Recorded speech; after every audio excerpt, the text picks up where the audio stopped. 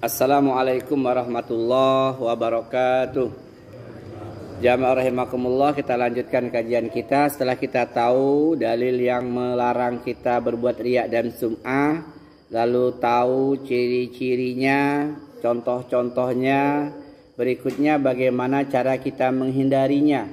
Setelah tahu keburukan dari riya dan sum'ah, maka untuk kita hindari. Jamaah rahimakumullah, para guru kita mengajarkan yang pertama senantiasa berdoa kepada Allah. Tadi saya katakan doanya saya minta Allah dibagikan lagi. Jadi dibagikan lagi. Kita langsung praktekkan, kita hafalkan. Yang sudah hafal alhamdulillah. Ada dua jenis. Satu, ketika kita mimpin doa di keluarga kita atau di lingkungan kita, jangan lupa selipkan doa ini. Kita misalnya mimpin di acara apa di kampung kita, orang rame, kita yang mimpin doa, kita selipkan doa ini. Itu yang paling atas, yang nomor satu. Allahumma inna na'udzubika min an nusyrika bika syai'an na'lamu wa nastaghfiruka lima la na'lamu. Itu untuk orang banyak, kami. Yang di bawahnya untuk kalau kita sendiri. Jadi kalau kita sendiri di rumah ataupun di jalan, yang penting tidak di tempat yang ada najis, maka kita ucapkan kafarat, penebus dari perbuatan kesyirikan, baik yang kita ketahui atau yang tidak kita ketahui. Yang nomor dua itu untuk pribadi. Allahumma inni a'udzubika an usyrika bika wa ana a'lam wa astaghfiruka lima la a'lam. Nah itu dilihat, kebaca semua. Oke, saya akan memulai dan kawan-kawan mengikuti ya. Pulang dari sini minimal hafallah itu. Kalau nggak hafal nanti diulang lagi. Sedikitnya berapa kali? 2 kali sehari. Pagi habis subuh dan sore habis asar. Kalau boleh lebih baik. Kalau merasa sudah berbuat riya, langsung ditebus dengan itu. Merasa kita tadi telah berbuat riya, dilihat orang ketika sholat, ketika sedekah, ketika berbuat baik, kita merasa ya Allah tadi aku riya kayaknya. Langsung tebus. Allahumma inni a'udzubika an usyrika bika wa ana a'lam wa astaghfiruka lima la a'lam. Kita akan baca yang nomor 2 ya. Yang nomor 2 untuk pribadi. Ikuti saya.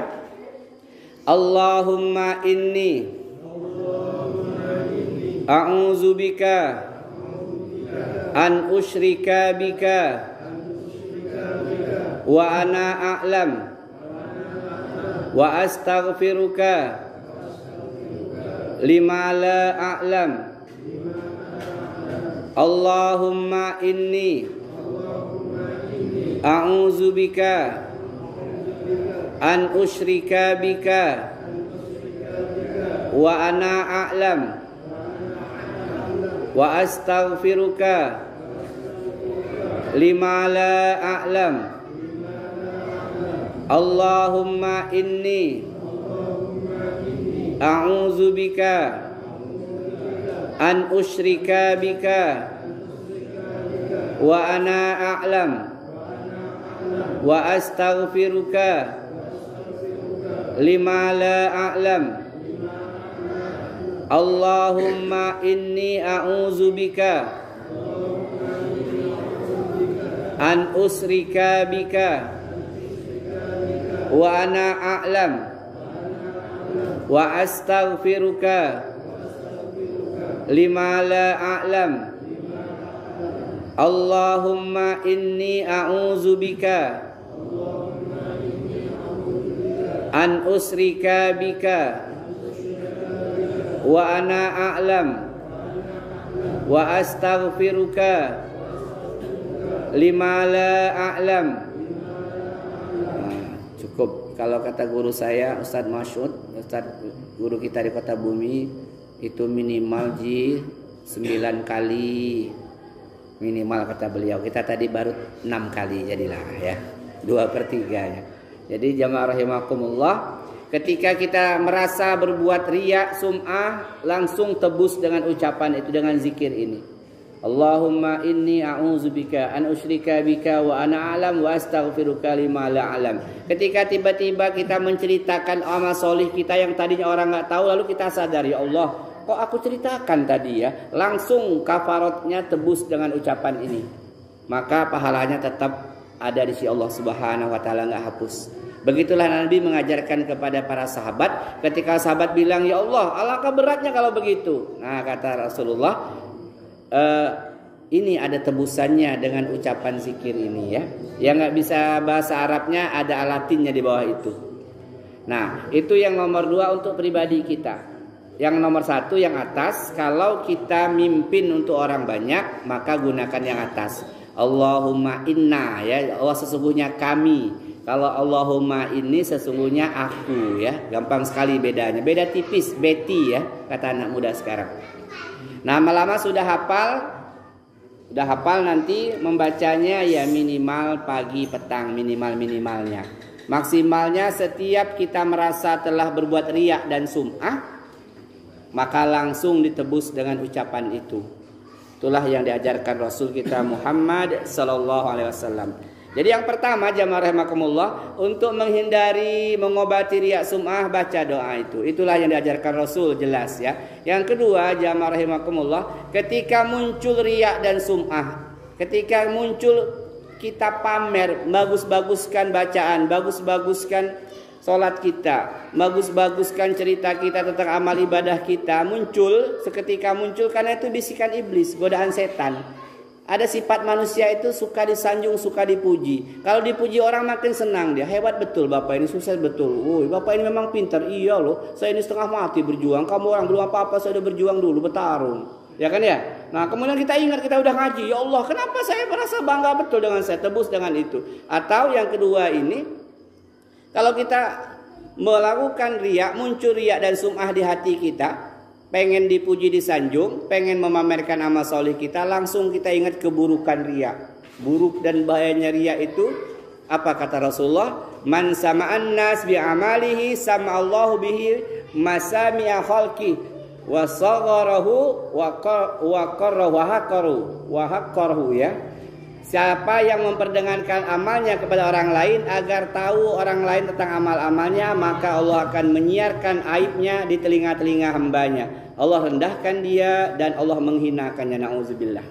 Jadi siapa yang memperdengarkan amalnya, ngasih tahu ke orang lain, maka Allah akan buka aib-aibnya. Ini hadis yang pensyarahnya menyatakan nanti paling tidak akan dibuka di negeri akhirat. Ini loh yang dulu bangga-bangga dengan amal, ini buruk-buruknya dia yang kamu orang nggak tahu. Aku tahu, kata Allah. Na'udzubillah. Kemudian dalam ayat Al-Quran dijelaskan, walau asraku lahabita anhum ma kanu ya'malun. Seandainya mereka menyekutukan Allah, berbuat syirik termasuk riya tadi, syirik asghar, niscaya lenyaplah dari mereka amalan yang telah mereka kerjakan. Sudah payah-payah kita misalnya ngebangun masjid, gotong royong, bikin jalan, nolong orang lain, lalu kita umbar cerita itu untuk dapat pujian, maka hapus segera amal-amal itu. Maka jamaah rahimakumullah, insyaallah kalau sudah ngaji ini dah tahu, ketika muncul riya, muncul sum'ah, pamer dengan kehebatan kita, langsung tebus dengan kafarat itu, menyesal kita. Besok Ustadz kadang-kadang muncul lagi. Setan gak pernah berhenti ngoda kita sampai hari kematian kita. Puncak godaan setan waktu kita sakaratul maut. Inna syaitona yakduhru ahadukum min kulli syai'in sya'ni. Wah, setan tuh datang paling puncak, paling rame dengan kekuatan penuh. Kayak orang mau perang, itu pada hari kematian kita. Dia akan membisikkan, menggoda kita. Nah, aku ini makmu. Udah saya ceritakan waktu itu. Waduh, itu yang paling berat. Jadi kalau kita berbuat riya, tobat, lalu muncul lagi besoknya tobat lagi, terus begitu. Karena nggak mungkin sifat manusia suka disanjung, suka dipuji, senang kalau diangkat-angkat orang, marah kalau dibanting orang. Nah, ya na'udzubillah. Baik. Kemudian yang kedua, ketika riya muncul, maka lakukan amal yang sama tanpa dilihat orang, tanpa diketahui orang lain, dalam jumlah yang lebih baik. Jumlah yang lebih baik, lebih banyak. Kita sholat 2 rakaat di musola, di masjid. Lalu ada orang lihat, kita merasa telah berbuat riya karena ada di belakang kita, kita bagus-baguskan bacaan kita, kita lamakan tegaknya, kita lamakan rukuknya. Kita habis itu kita menyesal, kita tebus dengan doa tadi. Lalu karena menyesalnya kita pulang ke rumah, kita sholat lagi, sholat sunnah mutlak 2 rakaat dengan bacaan yang lebih lama dibandingkan di masjid tadi. Kalau tadi bacanya ina atau ina sama kuluhu, nyampe rumah kita baca al-a'la sama al-insirah, lebih panjang. Kalau tadi 2 rakaat, kita bantai di rumah 4 rakaat. Nih, kamu tadi yang riak 2 rakaat, sekarang sholat di kamar, sholat sunnah 4 rakaat. Jadi dilawan, jangan sampai berpikiran kalau bakar riak semua, saya nggak usah beramal, diem aja, menang wae. Salah, dilawan. Kalau tadi infak di masjid kita ini 50.000, kita bangga, orang senang, kita merasa kok kayak riak saya tadi ya, senang ya. Besok diem-diem nggak ada orang, mana kotak infak, kasih 100.000, lawan 50.000 tadi dengan 100.000, nggak ada yang tahu kecuali Allah. Itu teknik kita untuk melawan ketika riak muncul dalam diri kita. Kalau kita infak, pengen diumumkan, karena di sini biasa diumumkan, si Fulan 2 juta, woi hebatnya Fulan itu ya. Itu yang diumumkan 2 juta. Sebenarnya yang dia sumbang 10 juta, cuma 8 jutanya tidak diumumkan. Itu cara ngelawan riak, kata para guru kita. Jadi jangan sampai takut beramal karena takut riak, nggak mau beramal, udahlah daripada hapus, diam aja menang wae. Jangan. Yang namanya penyakit ini harus dilawan, diobati. Jamaah rahimakumullah. Jadi lakukan amal yang lebih baik, lebih kualitas, lebih banyak dibanding tadi yang kita merasa riak. Kita ngaji nih bulan puasa di sini 1 juz, karena banyak sekali orang yang lagi itikaf, kita merasa hebat. Waduh, saya kayaknya riak tadi. Tebus dengan doa itu, nanti pulang ke rumah ngaji 2 juz, nggak ada yang dengar. Ini cara melawannya, jamaah rahimakumullah, diajarkan oleh para guru kita. Kemudian udah jelas kalau ini ya, kalau ini udah jelas. Ini akhir zaman, semuanya diposting. Apa kata dia? Shadaqallahul azim. Udah juz 18 nih, update dulu ah. Alhamdulillah, alhamdulillah, udah sampai juz 18. Semoga bisa istiqomah sampai khatam di bulan Ramadan. Ditunggu sebentar, wah banyak juga yang nge-like. Hihihi. Ini anak muda, kalau bapak-bapak kan nggak main medsos ya, nggak main. Anak muda yang sering itu. Buka puasa sunnah Senin Kamis dipoto, klik alhamdulillah berbuka dengan es degan, semoga barokah, amin amin, langsung posting di Facebook. Tunggu 2 jam dilihat berapa yang nge-like. Ya Allah, yang nge-like cuma 2. Kurang ajar deh orang ini, nggak tahu apa saya puasa setengah mati hari ini, cuaca panas ya. Nah bila jadi nggak usah dipamer, nggak usah. Pelan-pelan kita meninggalkan kebiasaan yang suka pamer dengan amal solih kita. Pelan-pelan kita tinggalkan, diam, sembunyikan. Biar hanya Allah yang tahu. Untuk apa panennya? Untuk nanti di negeri akhirat ya. Baik. Yang ketiga, bagaimana cara mengobati, melawan penyakit riya dan sum'ah? Tadi sudah saya sampaikan juga, membiasakan diri menyembunyikan amalan. Apa kata Nabi kita Muhammad SAW? Innallaha yuhibbul abdut taqiyal ghaniyal khafi. Sesungguhnya Allah mencintai hambanya yang takwa, yang selalu merasa cukup dan merahasiakan ibadahnya. Merahasiakan ibadah. Jadi kalau kita puasa Senin Kamis, jangan tampakkan muka luyu, pucot. Jangan sampai juga terkadang dia saking pengennya dipuji orang, diketahui orang amalnya, ketika puasa Senin Kamis ada undangan, dia datang. Dia nggak mau makan tapi dia muter-muter di sini nunggu orang. Kok nggak makan mas? Aku puasa loh. Nunggu orang nanya. Nunggu ditanya orang. Kalau nggak ada yang nanya sedih nyampe rumah. Ya Allah nggak ada yang nanya. Saya kan puasa. Emang tipis halus. Tersembunyi, samar banget. Bukan mau makan dia, bukan mau hanya pengen ditanya, kok nggak makan mas? Aku puasa loh. Masya Allah ya.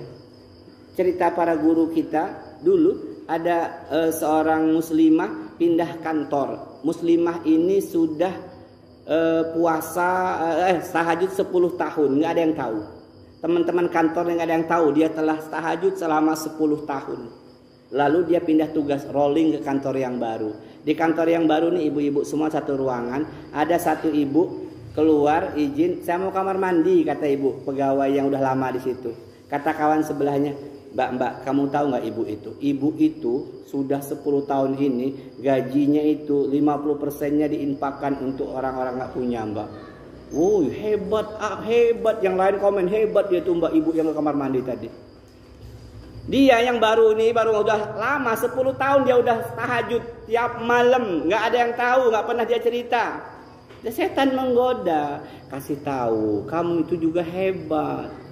Setan membisikkan, luar biasa. Jadi orang-orang semakin memuji ibu yang ke kamar mandi tadi, dia makin digoda setan. Ayo pamerkan amalmu yang hebat itu.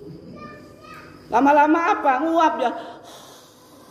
Apa mbak ngantuk? Iya, tadi malam tahajudnya kecepetan, biasa jam 3, tadi malam jam 2. Masya Allah, mbak ini hebat juga rupanya. Udah 10 tahun. Udah 10 tahun mbak? Iya, tiap malam. Masya Allah. Terbang dia. Kak, saya bisa ngelawan ibu yang tadi 50% gajinya untuk infak terus. Tahajud setiap malam. Tadi tersembunyi, amal gak ada yang tahu 10 tahun. Akhirnya diceritakan ke orang lain. Apa yang terjadi? Wa ja'alnahu haba'an mansura, kata Allah. Kami jadikan amal-amal mereka seperti debu yang berterbangan, hilang. Tapi kalau dia ngaji, langsung dia tebus dengan doa. Itu dia ingat, ya Allah. Niatnya dulu karena Allah tahajudnya. Lalu dia pamer supaya orang lain tahu, pahalanya habis, lalu dia pengen pahalanya kembali. Maka kata para ulama, tebus dengan kalimat itu, taubat kepada Allah, menyesal telah membuka, menceritakan amal solihnya berupa tahajud kepada orang lain. Langsung dia istighfar dan tebus dengan Allahumma inni a'udzubika an usyrika bika wa ana a'lam wa astaghfiruka lima la a'lam. Nyesel habis itu. Kalau ngaji ya, kalau nggak ngaji makin nggak paham gimana cara nebusnya, mengembalikan pahala tadi nggak bisa. Kamu sudah pamer tadi karena kamu kesel kawan cerita ibu ini jago infak, saya jago tahajud. Nah ini kisah-kisah nyata jamaah rahimakumullah. Baik, jangan seperti ini ya. Lagi rakaat terakhir, sujud duduk tasyahud akhir itu diputunya. Enggak yang jangan uzubillah. Yang keempat, bagaimana cara mengobati, mencegah dari penyakit riya dan sum'ah. Yang keempat, tumbuhkan rasa takut bahwa ibadah kita akan ditolak jika tidak dikerjakan ikhlas karena hanya kepada Allah, hanya karena Allah. Wa ma umiru illa liya'budullaha mukhlishina lahuddin. Dan Allah tidaklah memerintahkan untuk beribadah kepadanya kecuali dengan memurnikan ketaatan kepada Allah. Betul-betul karena Allah, betul-betul berharap balasan dari Allah, bukan pujian dari manusia, bukan sanjungan dari manusia. Riya itu menduakan Allah dengan manusia. Dia mencari ridha Allah juga mencari ridha manusia. Baik, yang berikutnya. Ini dalil hadisnya. Bahwa Allah tidak akan pernah menerima seluruh amal-amal solih yang kita lakukan kalau bukan untuk mencari keridhaan Allah. Innallaha la yaqbalu minal amali illa ma kana lahu khalisaw wa batuya bihi wajhu. Sesungguhnya Allah Azza wa Jalla tidak akan menerima dari semua jenis amalan kita kecuali yang murni untuk Allah dan untuk mencari wajah Allah. Maksudnya mendapatkan keridhaan Allah, bukan keridhaan manusia. Jamaah rahimakumullah. Yang terakhir, menumbuhkan semangat beribadah dengan cara memandang kecil amal-amal yang pernah kita lakukan. Jangan pernah bangga kalau pernah haji. Nggak usah diceritakan. Nggak usah kayak foto depan tadi, saya Pak Haji loh, nggak usah. Jangan kalau ngelihat ada gambar Ka'bah di rumah orang, nah dulu saya di sini waktu itu tuh. Nggak usah, ngapain? Nggak usah cerita kita pernah umroh. Ustaz, tapi waktu berangkat kami sedekahan, boleh. Tapi setelah itu yakinkan, jangan pernah ketika orang bicara tentang haji lalu kita menimpali, ya waktu zaman saya dulu tahun 1989 belum ada ini belum. Ini masih sebelah sini. Yang nanya siapa, Pak? Enggak, saya mau ngasih tahu saya juga sudah haji. Na'udzubillah, enggak usah. Ya, enggak usah mengharapkan keridhaan manusia, itu akan menghapuskan amal-amal kita. Baik jamaah rahimakumullah, kita lanjut, masih ada waktu. Kemudian syirik asghar, syirik kecil berikutnya setelah riya dan sum'ah adalah bersumpah kepada selain nama Allah. Kita sering, anak-anak tuh, bahkan orang tua juga, demi Allah, demi Rasulullah, dia telah berbuat syirik karena telah bersumpah kepada nama selain Allah. Nggak boleh. Demi Allah, demi Rasulullah, saya nggak maling, nggak. Nah, itu sumpah yang menyebabkan dia telah jatuh dalam syirik asghar. Dalilnya jelas ya. Man halafa bi ghairillah faqad kafara au asraka. Barang siapa yang bersumpah atas nama selain Allah, maka dia telah berbuat kekufuran dan atau kesyirikan. Jadi nggak boleh demi Allah, demi Rasulullah, nggak ada. Sumpah itu hanya satu. Wallahi, tallahi, billahi. Artinya demi Allah. Wallahi demi Allah. Tallahi karena Allah. Billahi dengan Allah. Hanya itu kalimatnya, nggak ada demi Allah, demi Rasulullah. Itu perbuatan kesyirikan. Apalagi anak-anak muda sekarang, haram mati, bukan saya. Di mana sumpah haram mati itu? Entah ngambil di kitab. Banyak kan ya? Haram mati kata anak. Haram mati mak, bukan saya ngambil mak. Sumpah dari mana nak? Entahlah mak, saya kawan-kawan saya ngomong haram mati semua. Bukan saya ngambil, mati anjing tetangga saya kalau saya ngambil. Loh, kok malah anjing tetangga suruh mati? Jadi nggak boleh. Sumpah itu hanya wallahi, billahi, tallahi, demi Allah. Untuk perkara yang penting banget. Perkara-perkara biasa nggak boleh bersumpah. Hanya dituduh orang, mencela orang lain, nggak usah bersumpah. Bersumpah itu untuk perkara berat. Dituduh orang sekampung kita telah berzinah, menzinahi nenek-nenek misalnya. Padahal kita enggak melakukannya. Baru kita siap untuk bersumpah. Wallahi demi Allah, saya tidak melakukan zina. Saya akan bertanggung jawab di hadapan Allah kalau saya salah. Tapi kalau saya benar, kalian salah, semoga Allah mengazab kalian. Woi, ganas juga, takut orang lainnya kan. Oh jangan, woi dia udah siap betul itu. Nah, jamaah rahimakumullah. Jadi sumpah itu hanya demi Allah, tidak ada tambahan yang lain. Untuk perkara yang sangat penting banget. Jangan dikit-dikit sumpah. Sumpah, wah sumpah, bukan, nggak usah. Nauzubillah, ini perkara besar tentang sumpah ya. Baik. Ya, ini sumpah-sumpah nih, ya. Contoh-contoh yang nggak boleh. Yang berikutnya ke-10, keliru dalam niat, motivasi dan tujuan. Jangan berniat bertujuan ibadah untuk dunia, kita akan sia-sia. Man kana yuridul hayatad dunya wa zinataha nuwaffi ilaihim.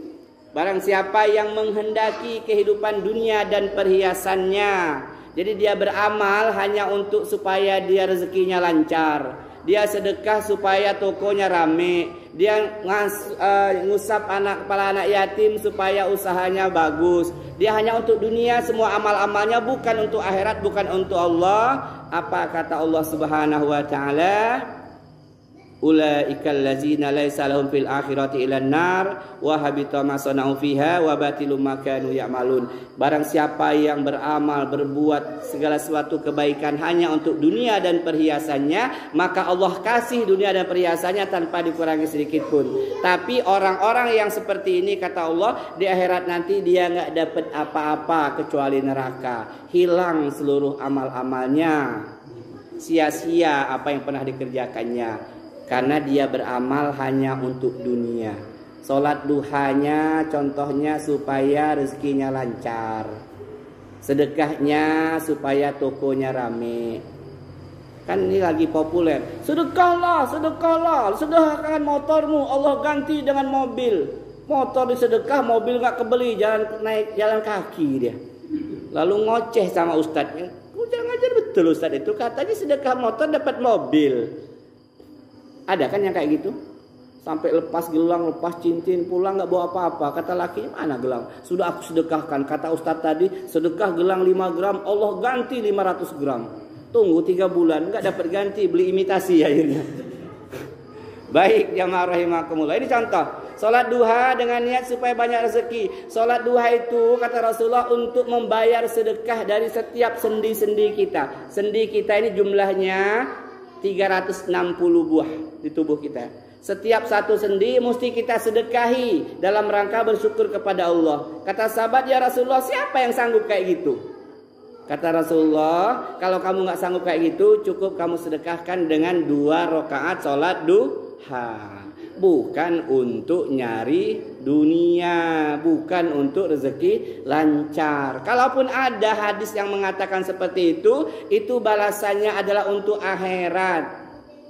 Kata Imam Ibnu Qudamah, baik Quran atau hadis lalu menceritakan amal soleh akan mendapatkan balasan dari Allah, itu balasan yang diutamakan untuk akhirat, untuk membangun istana kita di surga, untuk membangun rumah kita di surga, bukan untuk dunia.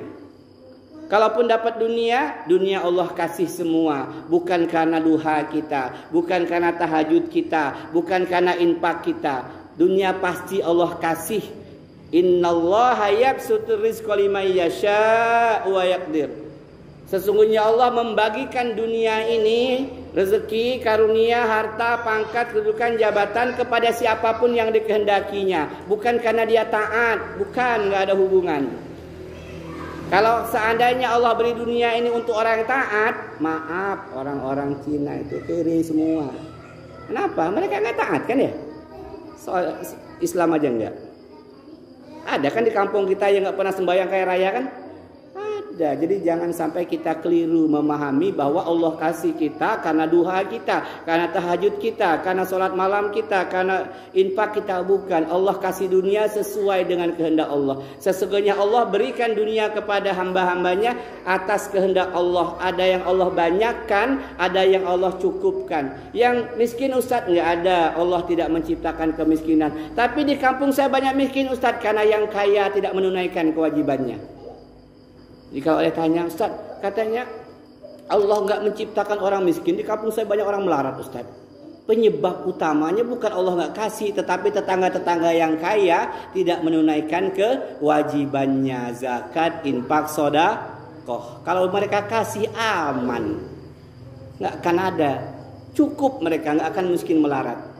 Itu penyebabnya kita, bukan Allah. Karena Allah tidak menciptakan miskin. Allah menciptakan tawa dan tangis. Allah menciptakan siang dan malam. Allah menciptakan laki-laki dan perempuan. Allah menciptakan surga dan neraka. Allah menciptakan kaya dan cukup.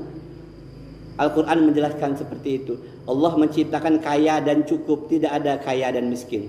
Kenapa orang miskin? Karena yang kaya nggak peduli sama yang miskin. Atau yang kedua, karena yang miskin memang nggak mau usaha. Duduk manis, main burung perkutut, kotok. Siang dikit mancing, sore ngadu ayam, ya parah lah. Lalu ikhtiar tetap. Ketika telah ikhtiar dapatnya cuma segitu, itulah kehendak Allah. Lalu dari mana yang lain? Yang kaya berbagi. Ini Wak, beras nyawa untuk bulan ini Wak, cukup ya Wak 50 kilo, hemat-hemat, ya makasih, saya doakan kamu makin kaya, amin. Kalau ngaji sama orang kaya bingung dia orang. Woi, tugas kami Ustadz. Iyalah, kamu orang tuh bagi-bagi dulu. Itu harta dari Allah itu. Baik, ini contoh-contoh beramal berniat untuk dunia yang harus kita hindari. Karena ini termasuk kesyirikan. Puasa Senin Kamis supaya badannya tidak gemuk, six-pack. Kamu orang kalau mau badan kurus, maka sering-seringlah puasa Senin Kamis. Astagfirullahaladzim. Kamu niatnya sudah salah, saudaraku. Puasa itu dalam rangka mencintai sunnah Rasul supaya nanti berdekatan dengan Rasul di surga. Supaya bersama-sama Rasul bertetangga. Man ahya sunnati faqad ahabbani wa man ahabbani faqad maya Rasulullah. Barang siapa yang mencintai sunnahku maka dia telah mencintaiku, kata Rasulullah. Barang siapa mencintaiku dia akan bersama dekat denganku di surga. Bukan untuk yang lain. Bukan untuk supaya badan six-pack. Jamaah rahimakumullah. Salat tahajud, ada yang berniat salat tahajud untuk mempertahankan jabatan supaya nggak kena rolling. Nauzubillah. Salat tahajud itu apa Ustaz? Untuk mendapatkan kedudukan yang mulia di sisi Allah Subhanahu wa taala, bukan untuk mempertahankan jabatan. Jangan keliru. Ada orang-orang yang ketika dia dalam kesulitan, tahajudnya luar biasa. Setelah Allah tolong, Allah angkat kesulitannya, dia nggak tahajud lagi. Berarti sholat tahajudnya bukan untuk Allah, tapi hanya untuk menghilangkan kesulitan tadi. Nauzubillah. Baik. Yang berikutnya ke-11, syirik asghar, menyandarkan kepada sebab bukan kepada Allah yang menciptakan sebab. Dalilnya itu, contohnya ini, waktu kita terbatas. Kalau bukan karena obat ini, niscaya saya tidak akan sembuh. Itu ucapan kesyirikan. Kalau bukan karena pertolonganmu, saya sudah celaka. Itu ucapan kesyirikan. Kenapa? Allah yang menyelamatkan, perantaranya kawan kita narik kita waktu mau tabrak mobil. Kalau bukan karena anjing angsa yang berbunyi, maka pencuri itu sudah masuk ke rumah kita. Bukan. Allah yang menyebabkan pencuri gagal masuk rumah kita lantaran anjing kita gonggong. Karena ada juga anjing gak gonggong, menang wae dia. Kasih roti sama yang maling. Nah, dia nggak mau ya. Bukan gara-gara anjing, Allah yang menggerakkan angsa untuk bicara, untuk wak wak wak sehingga kabur ya. Jadi jangan menyandarkan kepada sebab. Sandarlah kepada Allah yang menciptakan sebab. Berikutnya, mensejajarkan Allah dengan makhluk. Hati-hati dengan kata-kata. Semua ini berkat pertolongan Allah dan bantuanmu. Kata dan itu menggunakan huruf wa, berarti mensejajarkan Allah dengan makhluknya. Ini nggak boleh. Dalilnya jelas, hadisnya jelas ya.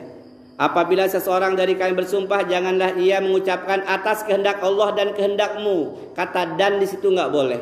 Tetapi lakukanlah atau ucapkanlah atas kehendak Allah kemudian kehendakmu. Kata gantinya dan diganti dengan kemudian. Saya ini bisa kaya karena pertolongan Allah kemudian karena kerja keras saya. Kata dan harus diganti dengan kata kemudian. Anak saya lulus jadi PNS karena pertolongan Allah kemudian karena dia belajarnya giat. Nah itu baru pas. Kalau tidak maka terjatuh dalam syirik asghar. Syirik kecil memang ya, tapi tetap dosa besar syirik kecil itu. Semua ini berkat pertolongan Allah dan bantuanmu. Nggak boleh. Seharusnya semua ini berkat pertolongan Allah kemudian bantuanmu. Saya bisa sukses bangun rumah karena ditolong oleh Allah kemudian dibantu sama kamu. Kamu ngasih semen, ngasih pasir ya. Jamaah rahimakumullah. Catatan khusus ini yang juga perlu kita pelajari semua. Apabila kita tertimpa musibah, janganlah berkata, seandainya saya melakukan ini dan itu, niscaya menjadi begini dan begitu. Melainkan katakanlah Allah telah mentakdirkan dan apa yang dia kehendaki dia kerjakan. Allah kerjakan maksudnya. Sebab sesungguhnya perkataan lau seandainya itu membuka perbuatan setan. Ayah kita sakit keras, lalu kita nggak bawa ke Karang berobat di kota bumi. Lalu saudara kita bilang, coba kamu bawa Karang, nggak mati ya kamu ini. Nah itu perkataan syirik. Sering kan gitu ya? Cobalah bawaan dioperasi, sembuh penyakit itu, kamu sih nggak dengar kata saya nggak dioperasi. Kata-kata seandainya itu harus dihilangkan, bahaya. Coba saya nggak berangkat tadi, nggak kecelakaan kita ini. Na'udzubillah, sudah ditakdirkan oleh Allah. Jadi jangan menggunakan seandainya. Seandainya kamu nggak berangkat, nggak terjadi apa-apa. Na'udzubillah, itu ucapan yang mengandung kesyirikan. Allah murka kepada kita karena sesuatu yang menimpa kita atas kehendak Allah sebagai ujian. Jamaah rahimakumullah, demikian kajian kita hari ini. Lebih kurang mohon maaf, kepada Allah mohon ampun, astagfirullahalazim. Mari kita hafalkan lagi tadi, nggak usah dilihat kertasnya, ikuti saya aja. Allahumma inni a'udzubika an usyrika bika wa ana a'lam wa astaghfiruka lima la a'lam. Wassalamualaikum warahmatullahi wabarakatuh.